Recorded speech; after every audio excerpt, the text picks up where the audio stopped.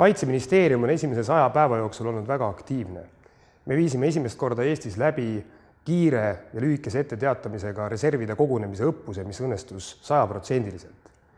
Me oleme ära otsustanud järgmise 10 aasta plaani, millega me tõstame Eesti iseseisvat kaitsevõimekust ja tagame liitlaste vastuvõtmise võime. Eesti ei ole kunagi nii kaitstud, kui ta täna on.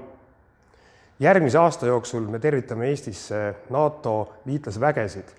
1200 raske relvastusega ja lahinguvõimelist üksust saabub siia brittide eestvedamisel.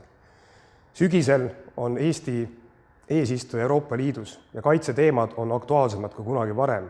Ja ma pean väga oluliseks, et Eesti veab Euroopas eest just nimelt kaitseteemalisi küsimusi. Ma pean väga oluliseks noorte isamaalise kasvatuse programmi käivitamist ja samuti seda, et meil oleks laiapindne kaitsetahe, et naised tuleksid rohkem kaitseväkke.